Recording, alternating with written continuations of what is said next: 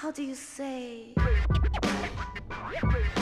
What's going on, Chris? How you doing? I'm good. How about you? Good. Thank you for asking. I appreciate you taking the time to sit down with me and do this interview. Absolutely. Thank you for asking. Yeah, no problem. So do you know why I asked you?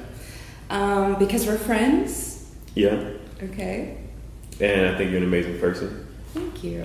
No problem. And you do a lot of stuff in the community that I think is very, very phenomenal. Like when I first came across you, I was like, who is this crazy person with this awesome hair? And how's my hair? Yeah, your hair is nice. Like, who's this crazy person with this awesome hair? But then I found out you were doing stuff with the kids. You know, you gave me a tour of this gallery here and some of what you were doing, stuff like that. So it's people like you that are making differences in people's lives, whether you realize it or not. And I hope you do. But as people grow up and get older and have experiences, they'll look back on stuff that you helped them out with. And they'll be like, wow, I remember doing this at Guadalupe Cultural Arts Center, and now I feel like I can do whatever. So that's why you're doing that. Thank you. I appreciate that. I hope that I can have, some kind of an impact, especially here in this community, It's, I actually grew up on the south side of San Antonio, and where we are here at the Guadalupe Cultural Arts Center, this is actually the west side. But, it's still very much connected, and so, that community really still means a lot to me. And so it's important to me to really, be in this community and give back in this community. Cool. How did you get started doing, first of all, I guess, what do you do? That is a large question. Yeah. Well, technically, I am the exhibition coordinator here at the Guadalupe. I was hired to work here in the gallery space, but I kind of, working in a nonprofit, everyone has to wear lots of hats. So I also handle some of our education programs, including our summer camp, which is going on right now, as well as some of our adult programming. So it's kind of a lot, but it's good. I have a good time. Good. How'd you get started doing what you do? Well, I think my story is I kind of took a different road, a different path than, most people or do.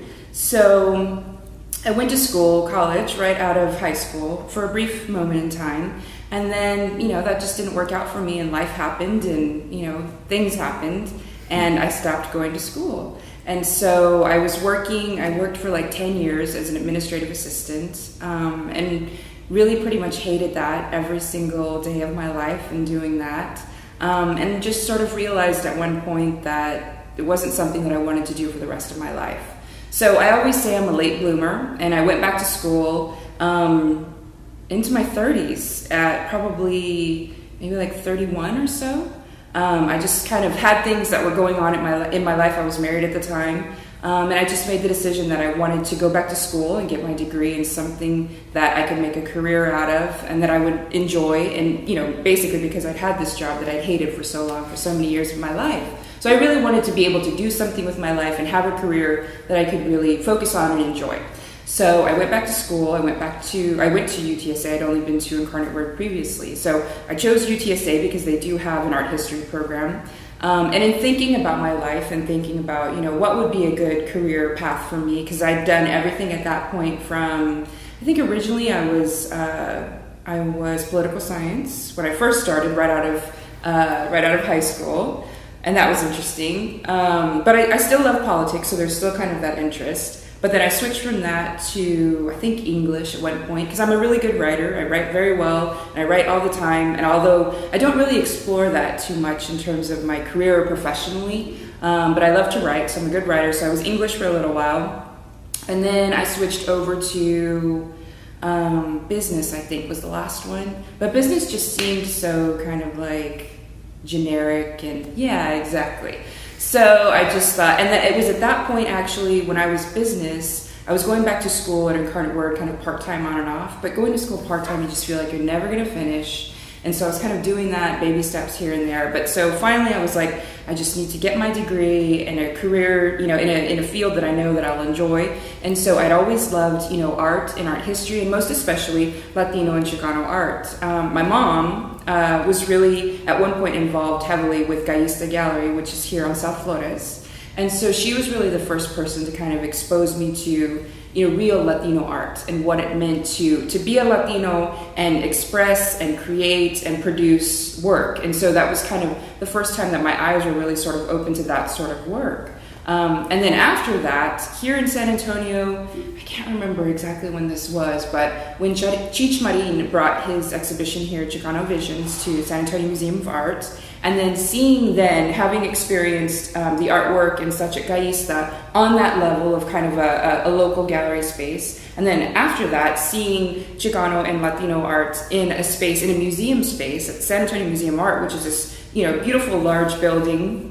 And obviously when you see work in a museum, that it sort of automatically validates the work because it's inside of a museum. So then as a Latina myself, then seeing this work that I kind of had seen in and around and at Gaista, now inside of a gallery space, was just kind of like, it almost was really sort of eye-opening and blew my mind actually, that, wow, really, somebody like Alex Rubio or, Vincent Valdez, which of course he's all over the place, could be in a museum like that and could be appreciated not just by, other Latinos, but, all sorts of diversified people go to museums. And so then, it was eye-opening not just to see the work inside of a museum, but also to have the realization that, hey, I could do that too. Any of us could do that. Anyone that I'm related to, anyone that is here on the west side, anyone that, is on the south side could potentially one day be inside of a museum. So that had a huge effect on me. And so then, when I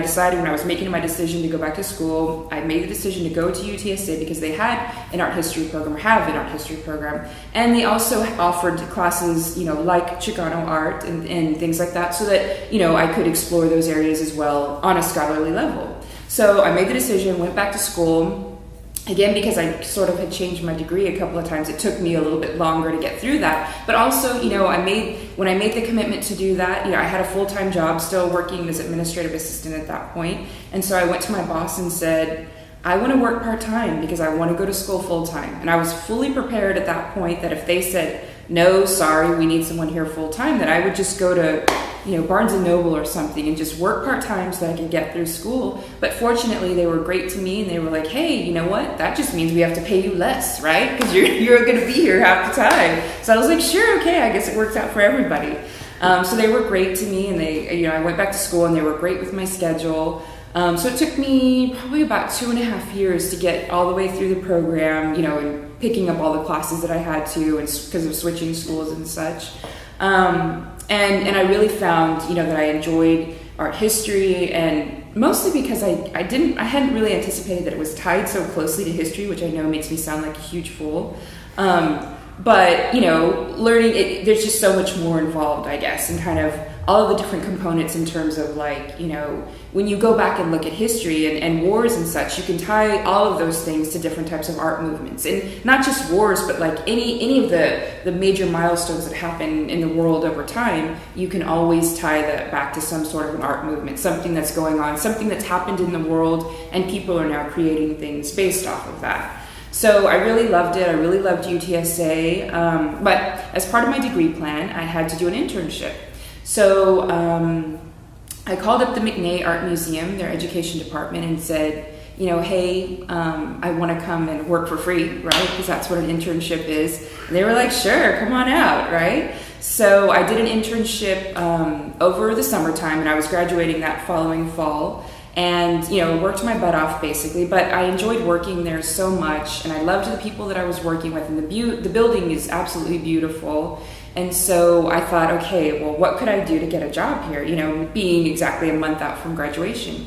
So I thought to myself, if I just keep showing up, and if I just keep volunteering my time and making myself valuable and showing them, that I'm here, I'm in it to win it, and I want to do this, then hopefully that will pay off. So that's exactly what I did. My internship was done at the end of the summer, but I just kept showing up every day. Even though I was still, that last semester, I was taking 15 hours to finish. I was still working part-time at the other place where I was, still an administrative assistant. And so in any of the free time that I had, I was going to the McNay, which is working out to at least 3, sometimes 4 days a week. And then if they needed help with family programs on the weekend, then I was there to do that, But in making myself invaluable, I tried to determine, what they needed, right? And what do I have to offer that they don't have? What's going to make me valuable to them, so that if and when a position becomes open, then they'll be like, hey, Chris, come on, let's go, it's you.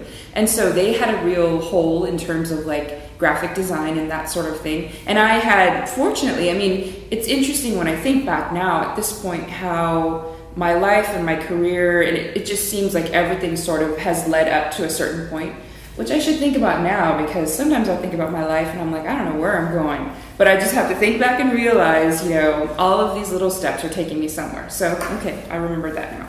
But, so I sort of put myself into that position, and because I had learned graphic design as an administrative assistant, that was a huge component of what I was doing in this previous job. And so, that really prepared me, not really knowing, it really prepared me very well for doing what I needed to do at the McNay. So, they relied heavily on me for my skills in that area. And again, I just kept showing up. So then in about maybe midway through October of that last semester, a position became open in the education department there at the McNay. And they were like, hey, Chris, you should apply. And so, I applied, and thankfully they hired me. And so I finally was able to, after I think the job I had as administrative assistant with this one company, I had been with them for 9 years.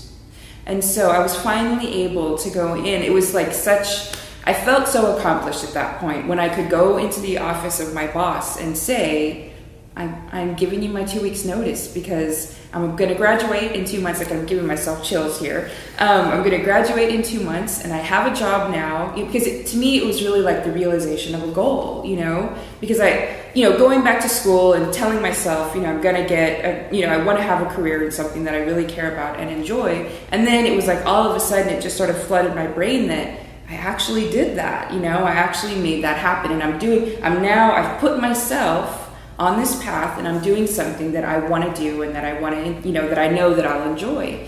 And so it was great for me to be able to go in, and they were so supportive and so great to me, and they were happy to see me succeed, and not happy to see me go, of course, but happy to see me, move on and succeed. So then I had the job at the McNay in the education department there, again, a couple months before I graduated, and I worked there for a couple of years, and I just loved it. It was the time that I was there, it was a great time. They were just opening or just completing their new building, the Student Center. So it was really interesting to be able to work there and see all of that happening in terms of the construction of the new building. I got to sign one of the beams in the new building that went up. I mean, it was a great time to work there at the McNay, and see new exhibitions that were coming in, because with the opening of that building, they have such great contemporary art now that's coming through there. So it was a really good time to be there as well.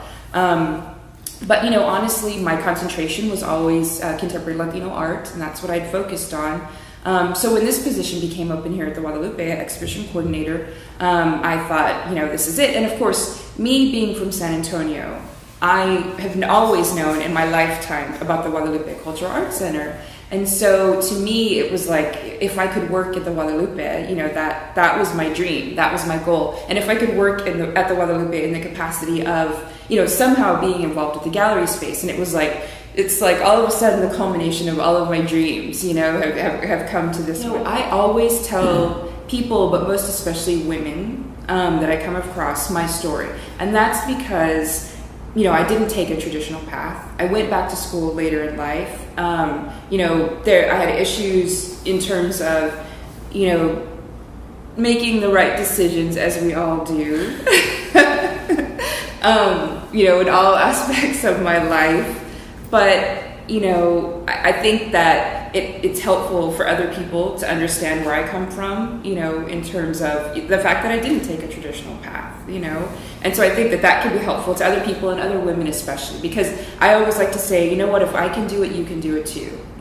I said that this is what I wanted to do, I'm 38 now, so probably we'll say like 8 or 9 years ago, I said to myself, I don't want to be a secretary anymore. I want to have a career in a field that I know that I'll love and enjoy and still be able to give back. And I'm doing all of those things now, I said that I wanted to do it and I made it happen. And I always tell people, you can do it too. If you're stuck somewhere that you don't like, you don't have to be there, Figure out what you want to do with your life and make it happen, because there's no reason that anyone should have to sit somewhere like I did and, have a job that you dread, that you don't want to that you get up in the morning, you're just like, geez, I really don't want to go to that place, So I like to tell people my story.